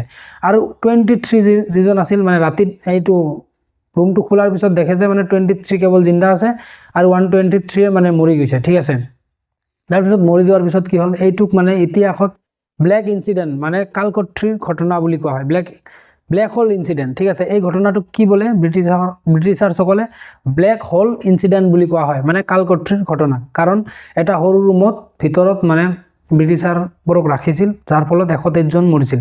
এইটো এটা মানে ব্ৰিটিছাৰবোৰৰ মানে এটা মুখ্যম আঘাত আছিলে, মানে একদম মানে সিহঁতে ধৰক এক টাইপৰ মানে শিক্ষা পাই গৈছিলে, কাৰণ সিহঁতেতো বহুত অত্যাচাৰ কৰিছিলে না, গতিকে মানে তেওঁলোককো মানে এটা মানে শিক্ষা মানে পাই গৈছিলে মানে ব্ৰিটিছাৰবোৰকে এইটো ব্লেক হোল ইনচিডেণ্টৰ পৰা। তাৰপিছত কি হ'ল যে কলকাতাটো এইটো ফৰ্ট উইলিয়ামটো জিতাৰ পিছত যিটো কলকাতাৰ নাম, সেইটো সিৰাজউদ্দৌলাই আলীনগৰ বুলি ৰাখিছিল, মানে চেঞ্জ কৰি দিছিল, ৰিনেম কৰি দিছিল, কলকাতাৰ নাম আলীনগৰ বুলি ৰাখিছিল। কোনে? এইটো সিৰাজউদ্দৌলাই। ঠিক আছে, তাৰপিছত যিবোৰ মানে ব্ৰিটিছাৰবোৰ মানে পলাই গৈছিলে, পলাই যোৱাৰ পিছত মানে লুকাই আছিলে, তাৰ লুকোৱাৰ পিছত কি মানে সেই তেওঁলোকে পলাই যোৱা সৈন্যবোৰে মাদ্ৰাজত আছিল ৰবাৰ্ট ক্লাইভ। তেতিয়া বেংগলত সেই ঘটনাটো হ'ল যিটো ব্লেক হোল ইনচিডেণ্ট সেইটো বেংগলত হ'ল। বেংগলত আছে ফৰ্ট উইলিয়াম কিলা, ঠিক আছে, সেই কিলাৰ ভিতৰত সেই ঘটনাটো হ'ল। তাৰপিছত সেই পলাই যোৱা সৈন্যবোৰে ৰবাৰ্ট ক্লাইভক সহায় বিচাৰি মানে এটা চিঠি লিখিছিল। সেই সময়ত ৰবাৰ্ট ক্লাইভ আছিল মাদ্ৰাজত। তেওঁ মাদ্ৰাজত মানে ব্যৱসায় কৰি আছিল। মাদ্ৰাজ মানে কেনেকৈ কণ্ট্ৰল কৰিব পাৰি, কেনেকৈ ল'ব পাৰি, তেওঁলোকে সেইবিলাক মানে ধান্দা মাৰি আছিল, ঠিক আছে। তেওঁলোকে ব্যৱসায় কৰিব, তেওঁলোকে মানে কেপচাৰ কৰাৰ মানে সিহঁতৰ ধান্দা আছিল। সেইকাৰণে ৰবাৰ্ট ক্লাইভ আছিল তেতিয়া মাদ্ৰাজত। সেই মাদ্ৰাজত থকা ৰবাৰ্ট ক্লাইভক এই বেংগলৰ যিবিলাক পলাই যোৱা সৈন্যবোৰ আছিল তেওঁলোকে সহায় বিচাৰি ৰবাৰ্ট ক্লাইভক মানে এটা চিঠি লিখিছিল। সেই ঘটনাটো শুনি মানে ৰবাৰ্ট ক্লাইভ সেই ঘটনাটো শুনি যে 123জন মানুহ আমাৰ মৰি গৈছে আৰু 23জনক মানে গ্ৰেপ্তাৰ কৰিছিলে, সেইটো খবৰ পাই ৰবাৰ্ট ক্লাইভে তাতে মাদ্ৰাজৰ পৰা 3000 সৈন্য লৈ বেংগলৰ পিনে ৰাওনা হয়। তেওঁ পোনপ্ৰথমতে কলকাতাৰ যিটো পৰ্ট আছে, কলকাতাৰ পৰ্টত 3টা পানী জাহাজ লৈ আহি কিনে তেওঁলোকে বম্বাৰ্ডমেণ্ট ষ্টাৰ্ট কৰিছিল। কাৰণ কিয় চাওক, ইউৰোপীয়ানবোৰ কি আছিল, তেওঁলোকেতো সমুদ্ৰৰেহে আহিছিল ভাৰত। যিহেতু মানে ইমান দূৰৰ পৰা ধৰক ইউৰোপৰ পৰা আমাৰ এছিয়াত আহিছে, তেওঁলোকে সমুদ্ৰৰ পৰা ইমান দূৰৰ পৰা আহিছে, গতিকে তেওঁলোকৰ কি পানী জাহাজ তেতিয়া ষ্ট্ৰং আছিলে, সেইটো পানী জাহাজ লৈ আহিছিলে। সেইবাবে তেওঁলোক কি কৰে, মাদ্ৰাজৰ পৰা মানে বেংগলৰ পৰা ৰাওনা হয় আৰু 3টা জাহাজ লৈ পোনপ্ৰথমতে বেংগলৰ যিটো পৰ্ট আছে, বেংগলৰ যিটো পানী জাহাজৰ মানে যিটো য'ত পানী জাহাজবোৰ ৰাখে, য'ত মানে ব্যৱসায়বোৰ হয়, মেইন বেংগলৰ যিটো পৰ্ট আছে, সেই পৰ্টত মানে এটাক কৰে 3টা পানী জাহাজ দি বম্বাৰ্ডমেণ্ট ষ্টাৰ্ট কৰে। সেই বম্বাৰ্ডমেণ্টত মানে বমবোৰ চলাই আছে তেতিয়া সেইটো চিৰাজউদ্দৌলাই মানে টিকিব পৰা নাছিল সেইটো বম্বাৰ্ডমেণ্টত, ঠিক আছে। ৰবাৰ্ট ক্লাইভৰ সেইটো পানী জাহাজে যে এটাক কৰিছিল কলকাতাত, সেইটো মানে টিকিব নোৱাৰি চিৰাজউদ্দৌলাই আলীনগৰ পিছ ট্ৰিটি চাইন কৰিছিল ব্ৰিটিছাৰসকলৰ লগত, মানে ৰবাৰ্ট ক্লাইভৰ লগত, ঠিক আছে। তেতিয়া সেই ট্ৰিটিত মানে কি কোৱা হৈছিল যে এইটো ব্ৰিটিছাৰবোৰৰ যে ফৰ্ট উইলিয়াম কিলাটো আছে, সেই কিলাটো তেওঁলোকে মানে ঘূৰাই দিব লাগিব। দ্বিতীয়তে এইটো চাওক, প্ৰথমতে 3টা পানী জাহাজ দি বেংগল পৰ্টত বম্বাৰ্ডমেণ্ট কৰে। চিৰাজউদ্দৌলাই টিকিব নোৱাৰি আলীনগৰ পিছ ট্ৰিটি মানে কৰিছিল। এই ট্ৰিটি মতে ফৰ্ট উইলিয়াম কিলাটো মানে ব্ৰিটিছাৰবোৰক ঘূৰাই দিব লাগিব। তাৰপিছত ব্ৰিটিছাৰবোৰে যে ব্যৱসায় কৰিব তাত মানে কোনো ধৰণৰ টেক্স নিদিয়ে, সেই দস্তক প্ৰণালীটো তেওঁলোকে মানে আৰু এই আগৰ দৰে কোনো ধৰণৰ টেক্স নিদিয়ে। আৰু বেংগলত মানে তেওঁলোকে পইচা ছপাব, মানে তেওঁলোকে পইচা ছপাই কিনে তেওঁলোকৰ মানে টকা চলাব বেংগলত। সেইটো মানে প্ৰিণ্টিং কৰাৰ কাৰণে অধিকাৰ দিব লাগিব, টকা ছপোৱাৰ কাৰণে অধিকাৰ দিব লাগিব, সেইটো আলীনগৰ পিছ ট্ৰিটি মতে। তাৰপিছত আৰু বেংগলত ব্ৰিটিছ আৰ্মি ৰাখিব পাৰিব, ঠিক আছে। 4টা মানে চৰ্ত আছিল। প্ৰথম কথা, ফৰ্ট উইলিয়াম ঘূৰাই দিব লাগিব। ছেকেণ্ড, তেওঁলোকে মানে ব্যৱসায় কৰিব, কোনো ধৰণৰ টেক্স নিদিয়ে আগৰ দৰে। তাৰপিছত পইচা ছপাৰ অধিকাৰ দিব লাগিব। তাৰপিছত বেংগলত মানে ব্ৰিটিছ আৰ্মি ৰাখিব মানে সিহঁতে, ঠিক আছে। এইকেইটা মানে চৰ্ত ৰাখিছিল, এইকেইটা মানে চৰ্ত মানে মানি লৈছিল পিছত চিৰাজউদ্দৌলাই, ঠিক আছে। তাৰপিছত এইটো আলীনগৰ যিটো পিছ ট্ৰিটি হ'ল, সেইটো ট্ৰিটি হ'ল। তাৰপিছত এই আলীনগৰটো আকৌ মানে কলকাতাটো ৰিনেম কৰিছিল ব্ৰিটিছাৰসকলে, ঠিক আছে। পিছত কি হ'ল, ৰবাৰ্ট ক্লাইভেতো আলীনগৰ ট্ৰিটি কৰিলে। আলীনগৰ ট্ৰিটিৰ পিছত ৰবাৰ্ট ক্লাইভে ভাবিছে যে চিৰাজউদ্দৌলাক আৰু বেছি দিন মানে ধৰক বেংগলৰ নবাব হিচাপে থাকিব নিদিওঁ, তেওঁ মানে ষড়যন্ত্ৰ কৰিব ধৰিলে, ঠিক আছে। তেতিয়া ৰবাৰ্ট ক্লাইভে ভাবিছে যে চিৰাজউদ্দৌলাৰ মানে মেইন যিটো মানে আচল মানে ধৰক ভৰসাবান মানুহ, সেইবোৰক মানে নিজৰ ফালে কৰিব মানে ধৰিলে। যে ভাবিছে যে চিৰাজউদ্দৌলাৰ যিটো মেইন কামাণ্ডাৰ আছে তেওঁক যদি আমাৰ নিজৰ পিনে কৰিব পাৰোঁ, তেতিয়াহ'লে চিৰাজউদ্দৌলাক যুদ্ধত খাটোৱাটো মানে একদম সহজ হৈ যাব। কাৰণ কিয়, ৰবাৰ্ট ক্লাইভে কেৱল 3000 সৈন্য লৈ আহিছিল মাদ্ৰাজৰ পৰা, ঠিক আছে। তেতিয়া মাদ্ৰাজত আছিল ৰবাৰ্ট ক্লাইভ। যেতিয়া আলীনগৰ ট্ৰিটি কৰিল তেতিয়া কি কেৱল 3000 সৈন্য লৈ বেংগলৰ পিনে ৰাওনা হৈছিল, কিন্তু বম্বাৰ্ডমেণ্টৰ ফলত তেওঁ মানে কলকাতাটো জিতিছিলে। কিন্তু যেতিয়া ধৰক আমনে সামনে যুদ্ধ হ'ব মানে কি বোলে প্লেন এৰিয়াত, ঠিক আছে, তেতিয়াতো ধৰক এইটো কলকাতা পৰ্টতহে তেওঁ জিতিছিলে। কিন্তু যেতিয়া প্লেন এৰিয়াত যুদ্ধ হ'ব, মাটিত যেতিয়া যুদ্ধ হ'ব, তেতিয়াতো তেওঁলোকে 3000 সৈন্যলৈ কেৱল জিতিব নোৱাৰিব, কাৰণ চিৰাজউদ্দৌলাৰ হাতত এতিয়া 50,000 সৈন্য আছিল, ঠিক আছে। সেইবাবে ৰবাৰ্ট ক্লাইভে তেওঁ মানে কূটনীতি কৰিব ষ্টাৰ্ট কৰিলে যে যদি মানে আমি কিবাকে ধৰক এইটো চিৰাজউদ্দৌলাৰ মেইন কামাণ্ডাৰটো যদি আমি নিজৰ ফালে কৰিব পাৰোঁ, তেতিয়াহ'লে আমি যুদ্ধ জয়টো মানে খাটাং হ'ব। বিশ্বাসঘাতকতাৰে মানে তেওঁলোকে মানে যুদ্ধ জিতিব, সেইটো মানে তেওঁলোকে ধান্দা মাৰিলে, ঠিক আছে। তেতিয়া কি হ'ল, ৰবাৰ্ট ক্লাইভে মিৰ্জাফৰক মানে একদিন মানে লগ কৰিলে, ঠিক আছে। মিৰ্জাফৰক লগ কৰি তেওঁ ক'লে যে তেওঁ মানে লালচ দিলে, যদি তুমি মানে যুদ্ধত যদি চিৰাজউদ্দৌলাক মানে হৰুৱাই দিয়া, তেওঁৰ নিজৰ সৈন্যখিনিক যদি অৰ্ডাৰ নিদিয়া যে আমাৰ লগত যুদ্ধ কৰিবলৈ, বাকী যিমান অলপ চলপ সৈন্য থাকে, কাৰণ এটা যুদ্ধত কি হয়, এটা ৰজাৰ ওচৰত 3-4টা ধৰক কামাণ্ডাৰ থাকে, এটা মেইন কামাণ্ডাৰ থাকে, তাৰ তলতো কিছুমান কামাণ্ডাৰ থাকে। মেইন কামাণ্ডাৰৰ আদেশত মানে বহুত সৈন্য থাকে, আৰু কিছুমান ধৰক বেলেগ সৈন্য, যেনেকুৱা ধৰক ঘৰচবাৰ হওক, এইটো অস্তবল হওক, তাৰপিছত ইনফেণ্ট্ৰি জোৱান হওক, মানে যিবিলাক এই মাটিত এনে পেডেল চলি যিবিলাক ধৰক যুদ্ধ কৰে, সেইটো ইনফেণ্ট্ৰি জোৱান, মানে মাটি দি যিটো যুদ্ধ কৰে ইনফেন্ট্ৰি জোৱান, আৰু ঘোড়সৱাৰ হ'ল ঘোঁৰাত উঠি যুদ্ধ কৰা ঘোড়সৱাৰ, আৰু অষ্টবলৰ হ'ল হাতীত উঠি যুদ্ধ কৰা অষ্টবলৰ। সেইবিলাক মানে বেলেগ বেলেগ থাকেতো, গতিকে 2-3টা কামাণ্ডাৰ থাকে, কিন্তু মেইন কামাণ্ডাৰ যিটো মেইন কামাণ্ডাৰ আণ্ডাৰত বহুত সৈন্য থাকে, সেই কামাণ্ডাৰক যদি ধৰক তেওঁ মানে নিজৰ ফালে কৰিব পাৰে, সেইটোৰ কাৰণে তেওঁ চেষ্টা কৰিছিল ৰবাৰ্ট ক্লাইভে। ৰবাৰ্ট ক্লাইভে সেই হিচাপে মীৰ জাফৰক মানে নিজৰ ফালে কৰি লৈছিল। তেওঁ কৈছিল যে যদি যুদ্ধত মানে তুমি মেইন এটা সৈন্য যদি যুদ্ধ কৰিবৰ কাৰণে নিদিয়া, মানে তোমাৰ মানে আদেশত মানে ৰাখি দি দিয়া, আৰু বাকী যিমান থাকিব ধৰক 5,000 হওক 10,000 হওক, সেইখিনি সৈন্য আমি মানে হৰুৱাই দিম, তাৰপিছত যুদ্ধ জিতাৰ পিছত আমি তোমাক মানে বেংগলৰ নবাব হিচাপে পাতি দিম, ঠিক আছে। সেইটো মানে চুক্তি হৈছিল মীৰ জাফৰ আৰু ৰবাৰ্ট ক্লাইভৰ। মীৰ জাফৰ আৰু ৰবাৰ্ট ক্লাইভৰ মাজত চুক্তি হৈছিল যে যদি যুদ্ধত মীৰ জাফৰে চিৰাজউদ্দৌলাৰ লগত বিশ্বাসঘাতকতা কৰে, মানে যিখিনি সৈন্য আছে সেইখিনি সৈন্যক মানে আদেশে নিদিয়ে ৰবাৰ্ট ক্লাইভৰ এগেইনষ্টত যুদ্ধ কৰিবলৈ, তেতিয়া তেওঁ যুদ্ধ জিতি যাব। আৰু যদি যুদ্ধত জিতি যায় ৰবাৰ্ট ক্লাইভে, তেতিয়া তেওঁক নেক্সট মানে নবাব বনাব বেংগলৰ, ঠিক আছে। সেইটো মানে তেওঁ চুক্তি হয়। তাৰপিছত কি হয়, এই চুক্তি হোৱাৰ পিছত তেওঁলোকে গোপনে গোপনে চুক্তি কৰি লৈছিল। তাৰপিছত কি হৈছে, ব্ৰিটিছাৰবোৰে চন্দ্ৰনগৰত থকা ফ্ৰান্সৰ ফেক্টৰীত মানে এটাক কৰে। তাৰপিছত যিটো ফ্ৰান্স সেই সময়ত কি আছিল, ফ্ৰান্সো মানে ভাৰতত ব্যৱসায় কৰি আছে, ব্ৰিটিছাৰবোৰেও ভাৰতত মানে ব্যৱসায় কৰিছে। তেতিয়া কি হ'ল, আলীনগৰ ট্ৰিটিৰ পিছত তাৰপিছত কি হ'ল, ৰবাৰ্ট ক্লাইভেতো মীৰ জাফৰৰ লগত গোপনে চুক্তি কৰি ৰাখিছিলে। তাৰপিছত কি হ'ল, তেওঁলোকে চন্দ্ৰনগৰত ফ্ৰান্সত যিটো কোম্পানী আছে ফেক্টৰী আছে, সেই ফেক্টৰীতো এটাক কৰিল। তাৰপিছত চিৰাজউদ্দৌলাই ভাবিলে যে মানে ব্ৰিটিছাৰবোৰে নিজৰ লিমিটবোৰ মানে ক্ৰছ কৰি গৈ আছে। প্ৰথমতে আলীনগৰ ট্ৰিটি কৰালে, তেওঁক মানে ঘটুৱাই দিলে, এইটো কলকাতাত যিটো পৰ্ট আছে তাতে যুদ্ধ কৰি। এইবাৰ ফ্ৰান্সৰ ফেক্টৰীটো মানে এটাক কৰিছে, মানে তেওঁলোকে শক্তি মানে বঢ়াই গৈ আছে। গতিকে চিৰাজউদ্দৌলাই ভাবিছে যে এতিয়া মানে ব্ৰিটিছাৰবোৰক মানে ৰখাব লাগে, নহ'লেতো ফিউচাৰত মানে ভেজাল হ'ব। তাৰপিছত মেইন যিটো নিৰ্ণায়ক যুদ্ধখন হ'ল, তাৰপিছত এইটো চাওক, 23 জুন 1757, 23 জুন 1757 চনত ভাগীৰথী নদীৰ পাৰত পলাচী নামৰ ঠাইত চিৰাজউদ্দৌলা আৰু ৰবাৰ্ট ক্লাইভৰ মাজত মানে যুদ্ধ আৰম্ভ হয়। যিটো পলাচীৰ যুদ্ধ আৰম্ভ হ'ল 23 জুন 1757 চনত, এইটো চিৰাজউদ্দৌলা আৰু ৰবাৰ্ট ক্লাইভৰ মাজত। চাওক যুদ্ধত কি আছিল, চিৰাজউদ্দৌলাৰ হাতত 50,000 সৈনিক আছিল, ৰবাৰ্ট ক্লাইভৰ হাতত কেৱল 3,000 সৈনিক আছিল, ঠিক আছে। পিছত চিৰাজউদ্দৌলাৰ তিনজন কামাণ্ডাৰ আছিল, মীৰ জাফৰ, মীৰ মদন আৰু দিৱান মোহনলাল। ইয়াৰে ভিতৰত কামাণ্ডাৰ ইন চিফ আছিল মীৰ জাফৰ, মানে মীৰ জাফৰ মেইন কামাণ্ডাৰ আছিল, আৰু এওঁলোকে মানে তেওঁৰ আণ্ডাৰত আছিল মানে সৰু সৰু কামাণ্ডাৰ মীৰ মদন আৰু দিৱান মোহনলাল, ঠিক আছে। এতিয়া কথা হ'ল, যিহেতু মীৰ জাফৰে এই ৰবাৰ্ট ক্লাইভৰ লগত মানে চুক্তি কৰি আছিল যে যদি মানে যুদ্ধত ৰবাৰ্ট ক্লাইভ জিতে, তেতিয়াহ'লে তেওঁক মানে নবাব বনাব। সেইকাৰণে তেওঁৰ আণ্ডাৰত থকা সৈন্যবোৰক তেওঁ মানে এই আদেশে নিদিয়ে যুদ্ধ কৰিবৰ বাবে। যেতিয়া মানে যুদ্ধ আৰম্ভ হ'ল, ঠিক আছে, সেই যুদ্ধত প্ৰথমতে চিৰাজউদ্দৌলাৰ পৰা আগতে মানে তোপবোৰ ৰখা গৈছিল, ঠিক আছে। প্ৰথম অৱস্থাত তোপবোৰ ৰখা গৈছিল, ৰবাৰ্ট ক্লাইভৰো ফালৰ পৰা তোপবোৰ ৰখা গৈছিল। সন্মুখী ষ্টাৰ্টিঙত কৰি আছিল তোপ, তাৰপিছত আছিল এইটো ঘোড়সৱাৰ আৰু পেডেল সৈনিক। ঘোড়সৱাৰ আৰু পেডেল সৈনিকৰ ভিতৰত আছিল এইটো 10,000 পৰা 12,000 সৈনিক আছিল মীৰ মদনৰ আণ্ডাৰত। সেই মীৰ মদনৰ আণ্ডাৰত আছিল দিৱান মোহনলাল। এই 10,000 পৰা 12,000 সৈনিকৰ ভিতৰত মেইন কামাণ্ডাৰটো আছিল মীৰ মদন, ঠিক আছে। 10,000 পৰা 12,000 সৈনিক যিটো আছিল, সেইটো সৈনিক মীৰ মদনৰ আণ্ডাৰত আছিল, আৰু মীৰ মদনৰ আণ্ডাৰতে আছিল দিৱান মোহনলাল, ঠিক আছে। কাৰণ এইজন অলপ ডাঙৰ আছিল, এইজন মানে সৰু আছিল। এইটো মানে ধৰক এই 10,000 পৰা 12,000 সৈন্যৰ কামাণ্ডাৰ এইটো মীৰ মদন, তাৰ আণ্ডাৰত দিৱান মোহনলাল আছিল, ঠিক আছে। যেতিয়া মানে যুদ্ধ আৰম্ভ হ'ল, প্ৰথম অৱস্থাত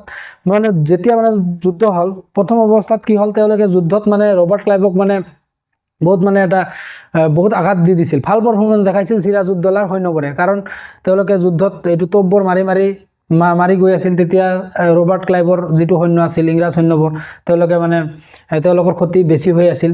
তাৰপিছত কি হ'ল যে বৰষুণ আৰম্ভ হ'ল, ঠিক আছে। 3 ঘণ্টা যুদ্ধ চলিল, 3 ঘণ্টা যুদ্ধৰ পিছত বৰষুণ আৰম্ভ হ'ল। চাওক এইটো মাৰাঠাৰ যুদ্ধৰ সময়তো পানীপথৰ যিটো তৃতীয় যুদ্ধ আছিল, সেই যুদ্ধতো বৰষুণৰ পানীয়ে মাৰাঠাসকলৰ এইটো তোপবোৰ বেছি মুভমেণ্ট কৰিব পৰা নাছিল। তেওঁলোকে লাষ্টত সেই যুদ্ধত খাটিব লগা অৱস্থাত হৈ গ'ল। এইটো যুদ্ধতে কি হ'ল, বৰষুণৰ পানী আহি গ'ল, ঠিক আছে। পানী পৰাৰ পিছত কি হ'ল, 1 ঘণ্টা যেতিয়া পানী পৰিল, 1 ঘণ্টা পানীৰ সময়ত চিৰাজউদ্দৌলাৰ যিমান গোলা বাৰুদ আছিল, সেই গোলা বাৰুদবোৰ তেওঁলোকে মানে ঢকা নাছিলে, ঠিক আছে। কিবা ষড়যন্ত্ৰকাৰী হওক বা কিবা কৰিয়ে হওক, মানে সেই বস্তুবোৰ ঢকা নাছিলে, ঠিক আছে। এই গোলা বাৰুদবোৰ নঢকাৰ বাবে মানে গোটেইখিনি জিকি গ'ল চিৰাজউদ্দৌলা। কিন্তু ৰবাৰ্ট ক্লাইভে তেওঁলোকৰ যিবোৰ গোলা বাৰুদবোৰ আছিল, সেই গোলা বাৰুদবোৰ গোটেইখিনি মানে ঢাকি ৰাখিছিলে, ঠিক আছে। ঢাকি ৰখাৰ পিছত যেতিয়া বৰষুণৰ পানী মানে শেষ হ'ল 1 ঘণ্টাৰ পিছত যেতিয়া বৰষুণটো শেষ হ'ল প্ৰথমতে 3 ঘণ্টা যুদ্ধ চলিছিল সেই 3 ঘণ্টা যুদ্ধত ৰবাৰ্ট ক্লাইভৰ সৈন্যক মানে বেয়া মাৰিছিল সিৰাজউদ্দৌলাৰ সৈন্যই ঠিক আছে তাৰ পিছত মাৰাৰ পিছত কি হ'ল 1 ঘণ্টা বৰষুণ হ'ল এই বৰষুণৰ পানীত সিৰাজউদ্দৌলাৰ যিমান গোলা বাৰুদ আছিল সব জিকি গ'ল তেওঁলোকৰ এক্সপেৰিয়েন্স নথকাৰ বাবেই হওক বা ষড়যন্ত্ৰ কৰি হওক সেই মুঠতে সেইবোৰ বস্তু ঢকা হোৱা নাছিলে ঠিক আছে গোলা বাৰুদখিনি কিন্তু ৰবাৰ্ট ক্লাইভৰ গোটেইখিনি বস্তু ঢাকি ৰাখিছিলে কাৰণ ইহঁতে মানে এক্সপেৰিয়েন্স থকা হয় আৰু সিৰাজউদ্দৌলাৰ তেতিয়া বয়স ইমান নোহোৱা নাছিল কেৱল 23 ইয়াৰ্ছ আছিল কিন্তু তেওঁলোকে এক্সপেৰিয়েন্স থকা হয় পুৰা ঢাকি ৰাখিছিল গোলা বাৰুদবোৰ তাৰপিছত সেই বৰষুণৰ পিছত কি হ'ল যেতিয়া মানে ৰবাৰ্ট ক্লাইভৰ ফালৰ পৰা আকৌ মানে বোম মাৰা ষ্টাৰ্ট কৰিলে তেতিয়াতো সিৰাজউদ্দৌলাৰ গোটেই গোলা বাৰুদ ভেজি গৈছে তেতিয়া বোম মাৰিব পৰা নাছিলে তেতিয়া মীৰ মদন যেটো আছিল তেওঁৰ হাতত 10 পৰা 12000 সৈন্য আছিল তেতিয়া মীৰ মদনে মানে আদেশ দিছিল যে সৈন্যক আদেশ দিছিল ঘৰসভাৰবোৰক আদেশ দিছিল যে এতিয়া সৈন্যৰ মাজত সোমাই যাওক মানে ইংৰাজৰ সৈন্যৰ মাজত সোমাই যাওক এতিয়া যেহেতু গোলা বাৰুদ নাই তেতিয়া অপচন কি হ'ব সৈন্যৰ মাজত সোমাই যাব লাগিব নহলেতো দূৰৰ পৰা আপোনাক তোপ মাৰিয়ে থাকিব তেওঁলোকে গতিকে এটাই উপায় মানে সৈন্যৰ মাজত সোমাই যাওক সেই পিছত কি হ'ল ঘৰসভাৰবোৰক আদেশ দিয়াৰ পিছত যেতিয়া মানে সোমাই যোৱাৰ পিছত মীৰ মদনৰ মানে যুদ্ধ কৰি আছিল তাৰ পিছত মীৰ মদনৰ শ্বহীদ হ'ল মীৰ মদন মানে শ্বহীদ হ'ল তেতিয়া চাওক মেইন কি যুদ্ধ এটা চলাব হ'লে মেইন হ'ল কমান্ডাৰ আৰু ৰজা ঠিক আছে মেইন যদি কমান্ডাৰ আৰু ৰজা যদি ধৰক মৰি যায় তেতিয়াহ'লে যুদ্ধখন নেতৃত্ব কোনে দিব কেৱল ধৰক সৈন্যবোৰ যুদ্ধ কৰি থাকিব কিন্তু কেতিয়া মানে কোনটো ষ্ট্ৰেটেজি ল'ব লাগে কোনফালে মানে যাব লাগে কি আকাৰ ল'ব লাগে কেতিয়াবা চন্দ্ৰকাৰ আকাৰ লয় কেতিয়াবা এনেকুৱা আকাৰ লৈ থাকে ঠিক আছে তেনেকৈ মানে কোনফালে যুদ্ধ কৰিব লাগিব কাক মাৰিলে কি হ'ব সেইবোৰ মানে আদেশ কোনবোৰ দিয়ে সেনাপতিবোৰে দিয়ে আৰু ৰজাবোৰে দিয়ে ঠিক আছে গতিকে মানে যুদ্ধ চলাব হ'লে সেনাপতি আৰু ৰজা মানে লাগিবই মানে মেইন কমান্ডাৰ থাকিব লাগিব ঠিক আছে যেতিয়া মীৰ মদনৰ মানে মৃত্যু হ'ল তেতিয়া সেই যিটো 10-12 হাজাৰ সৈন্য আছিল সেই সকলো সৈন্যকে মানে কোনে চম্ভালিব তেতিয়া দিৱান মোহনলাল আছিল মীৰ মদনৰ মৃত্যুৰ পিছত দিৱান মোহনলাল আছিল ঠিক আছে তেতিয়া দিৱান মোহনলালে মানে তেওঁ মানে লিডাৰশ্বিপ কৰিব বিচাৰিলে তেতিয়া কিন্তু ষড়যন্ত্ৰকাৰী সকলে মানে কৈ কিনে সিৰাজউদ্দৌলাক তেওঁলোকে ক'লে মানে সেইটো কোৱাৰ পিছত সেইটো দিৱান মোহনলালক মানে বিফলে পৰিচালিত কৰি দিলে মানে যিফালে ধৰক যুদ্ধ কৰিব লাগে যাব লাগে বা মানে বেলেগ এটা সেই ষ্ট্ৰেটেজি দিলে পিছত দিৱান মোহনলালকে হেনেকে বিফলে পৰিচালিত কৰি দিলে ষড়যন্ত্ৰকাৰী কোন আছিল সেইটো মিৰ্জাফৰক প্ৰথমতে হাত মিলাই লৈছিল ৰবাৰ্ট ক্লাইভে ঠিক আছে যেতিয়া মানে দিৱান মোহনলাল বিফলে পৰিচালিত হ'ল মানে যুদ্ধত মানে তেল এতিয়া দেখিল যে সিৰাজউদ্দৌলাই দেখিল যে যুদ্ধ মানে আমি চাৰিওপিনৰ পৰা ঘাটি হৈ আছো কাৰণ মেইন কমান্ডাৰ যেটো আছিল মীৰ মদন মৰি গ'ল দিৱান মোহনলাল এতিয়া মানে ইমান এটা ভাল পাৰফৰমেন্স দেখাব পৰা নাছিল কাৰণ তেওঁলোক বিফলতে পৰিচালিত দিল যিফালে ধৰক যিটো ষ্ট্ৰেটেজি যুদ্ধ কৰিব লাগে সেইটো কৰিব নোৱাৰিলে কিন্তু মানে বেলেগ ফালেহে কৰি দিল মানে ষড়যন্ত্ৰকাৰী কৰিয়ে কাৰণ মিৰ্জাফৰৰ তেতিয়াই আছিল আৰু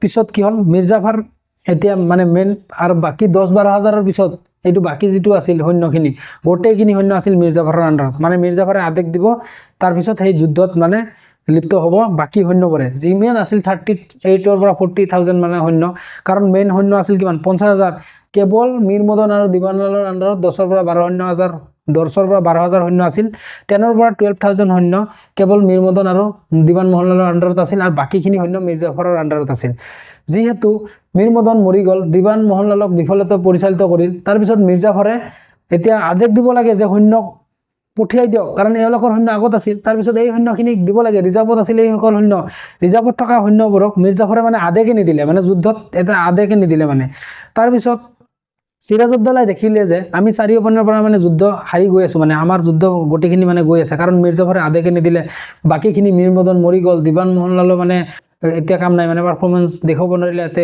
মৰি গ'ল মানে তেওঁক কি গ'ল বিফলে পৰিচালিত কৰি দিলে যিটো ষ্ট্ৰেটেজি যুদ্ধ কৰিব লাগে সেইটো মানে নিদি বেলেগ পিনে লৈ গ'ল তাৰ পিছত এতিয়া যুদ্ধ মানে হাতৰ পৰা ওলাই গৈ আছে ঠিক আছে তেতিয়া কি কৰিল সিৰাজউদ্দৌলাই নিজৰ মানে যিখিনি ধৰক বফাদাৰ সৈন্য আছিল 1 পৰা 2,000 সৈন্য লৈ তেওঁ মানে যুদ্ধৰ পৰা ওলাই গ'ল ঠিক আছে তাৰ পিছত যুদ্ধৰ পৰা যেতিয়া ওলাই গ'ল তাৰ পিছত শেষত মানে আবেলি পৰত ৰবাৰ্ট ক্লাইভৰ নেতৃত্বত ৰবাৰ্ট ক্লাইভৰ নেতৃত্বত তেওঁ পলাচিৰ যুদ্ধ মানে বিজয়ী হ'ল ঠিক আছে কাৰণ সিৰাজউদ্দৌলা ওলাই গ'ল মীৰ মদন মৰি গ'ল দিৱান মোহনলাল মৰি গ'ল তাৰ পিছত এতিয়া যিখিনি সৈন্য আছিল তেওঁলোকে মানে যুদ্ধ কৰি শেষত মানে এতিয়া আবেলি পৰত ৰবাৰ্ট ক্লাইভৰ নেতৃত্বত মানে যুদ্ধ তেওঁলোকে পলাচিৰ যুদ্ধ জয়ী হ'ল কাৰণ সৈন্য কি যুদ্ধ কৰিব যদি ধৰক ৰজাই নাথাকে সেনাপতিয়ে নাথাকে তেওঁলোকে যুদ্ধ জিতিবই নোৱাৰে কাৰণ কামাণ্ডবোৰ কোনে দিব, কোনফালে কি যুদ্ধ কৰিব লাগে সেইবোৰ কামাণ্ড কোনে দিব? কামাণ্ড দিয়া মানুহে নোহোৱা হৈ গ'ল সিৰাজউদ্দৌলাই তেতিয়া পলাই গ'ল, মানে উপায় নাই আৰু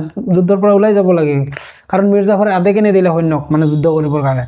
যেতিয়া আবেলি পৰত ইংৰাজৰ মানে ৰবাৰ্ট ক্লাইভে তেতিয়া যুদ্ধ জিতি গ'ল, পলাচীৰ যুদ্ধ মানে বিজয়ী হ'ল ৰবাৰ্ট ক্লাইভ। তাৰপিছত কি হ'ল ধৰক, সেইটো পলাই গ'ল সিৰাজউদ্দৌলাই কিছু সৈন্য লৈ মানে যুদ্ধৰ পৰা পলাই গ'ল। যেতিয়া সিৰাজউদ্দৌলাই যুদ্ধৰ পৰা পলাই গৈছিল, তাৰপিছত কি হ'ল যে 2 জুলাইত কিন্তু তেওঁ 23 জুনত মানে যুদ্ধৰ পৰা ওলাই যাবলৈ বাধ্য হৈছিল, কাৰণ নহ'লে কিয় মীৰ জাফৰে তেওঁলোকক বিশ্বাসঘাতকতা কৰাৰ ফলত তেওঁ যুদ্ধৰ পৰা ওলাই যাবলৈ বাধ্য হৈছিল। তাৰপিছত 23 জুনততো ওলাই গৈছিলে, তাৰপিছত 2 জুলাই মাত্ৰ চাওক, ইয়াতে 7 দিন আৰু ইয়াতে 2 দিন, 9 দিন পিছতে তেওঁক মৃত্যুবৰণ কৰি দিছে, মানে তেওঁক মাৰি পেলাইছে। 2 জুলাই 1757 চনত সিৰাজউদ্দৌলাক মানে মাৰি পেলাইছে মীৰ জাফৰৰ সৈন্যই। মীৰ জাফৰৰ যিবিলাক সৈন্য আছিল, সৈন্যই এইটো সিৰাজউদ্দৌলাক ধৰি কিনে তাৰপিছত তেওঁক 2 জুলাইত মাৰি পেলাইছে। তাৰপিছত কি হ'ল, যেতিয়া যুদ্ধত জিতি গ'ল, এইটো পলাচী যুদ্ধত জিতাৰ পিছত ৰবাৰ্ট ক্লাইভে বেংগলৰ খাজনাত সোমাই গৈছিলে, মানে যিটো বেংগলৰ খাজানা আছিল, কাৰণ বেংগলটো বহুত ডাঙৰ এৰিয়া আছিল না তেতিয়া তাতে বহুত ইনকামো আছিল, পইচাও আছিল। তাৰপিছত যিটো বেংগলৰ খাজানা আছিল তাত মানে সোমাই গৈছিল ৰবাৰ্ট ক্লাইভে সোমাই গৈ তাতে 17 কৰোৰ টাকাৰ পইচা সা সম্পত্তি যিবিলাক সোণ ৰূপ ইত্যাদি মান পাইছে, 17 কৰোৰ, মানে ইমান টকা, তেতিয়াৰ দিনতে 17 কৰোৰ ইমান টকাৰ সা সম্পত্তি লৈছিল ৰবাৰ্ট ক্লাইভে। তেওঁ কৈছিল যে তেওঁৰ জীৱনৰ আটাইতকৈ ডাঙৰ এচিভমেণ্ট এইটো আছিল বেংগল জিতাৰ পিছত, মানে ইমান সা সম্পত্তি পাইছিল। তাৰপিছত ৰবাৰ্ট ক্লাইভে তেওঁৰ মানে পূৰ্বৰ চৰ্ত মতে বেংগলৰ নবাব হিচাপে মীৰ জাফৰক পাতি দিয়ে, কিন্তু মীৰ জাফৰ তেওঁ কেৱল নামতহে মানে বেংগলৰ নবাব আছিল, কামত মানে চব ফালৰ পৰা ডিচিশ্যন আছিল ৰবাৰ্ট ক্লাইভে বেংগলত পিছত মানে দুনিয়াৰ পইচা পাতি লুটি একদম মানে বেংগলক মানে শেষ কৰি দিছিল, মানে মীৰ জাফৰৰ মানে টকাৰ পিছত মানে আৰ্থিকভাৱে একদম পিছ পেলাই দিছিল ৰবাৰ্ট ক্লাইভে মানে পিছত একদম বেংগলত যি মন যায় তাকে মানে তেনেকুৱা ধৰণৰ লুটপাট মানে আৰম্ভ কৰিব ধৰিছিল, ঠিক আছে। তাৰপিছত এইটো মানে এই পলাশী যুদ্ধৰ পৰাই মানে ব্ৰিটিছসকলে আমাৰ ইণ্ডিয়াত মানে শাসনৰ পাতনি মেলিছিল, কাৰণ পলাশী যুদ্ধ যেতিয়া জিতিল, তাৰপিছত বেংগলৰ কব্জা হৈ গ'ল কাৰ? এই ৰবাৰ্ট ক্লাইভৰ, মানে ইংলেণ্ডৰ। গতিকে ইংলেণ্ডৰ ইষ্ট ইণ্ডিয়া কোম্পানী আছিল, সেইটো নেতৃত্বত দি আছিল কোনে? ৰবাৰ্ট ক্লাইভে। সেই ৰবাৰ্ট ক্লাইভৰ নেতৃত্বত মানে বেংগলটো তেওঁৰ আণ্ডাৰত আহি যায়, ৰবাৰ্ট ক্লাইভৰ আণ্ডাৰত আহি যায়, কাৰণ নবাব কোন আছিল? মীৰ জাফৰ নামতহে নবাব আছিল, কিন্তু গোটেই ডিচিশ্যন দিয়া আছিল ৰবাৰ্ট ক্লাইভ। গতিকে ৰবাৰ্ট ক্লাইভে মানে ভাৰতত শাসন কৰাৰ কাৰণে ষ্টাৰ্টিঙত বেংগলৰ পৰা আৰম্ভ কৰিল ৰবাৰ্ট ক্লাইভে। এই পলাশী যুদ্ধৰ পৰাই ভাৰতত শাসনৰ আৰম্ভ হয় ইংলেণ্ডৰ। পলাশী যুদ্ধ বিজয়ী হোৱাৰ পৰাই ইংলেণ্ডে মানে ভাৰতত শাসন কৰাৰ কাৰণে ষ্টাৰ্ট কৰিল পলাশী যুদ্ধৰ পিছৰ পৰা।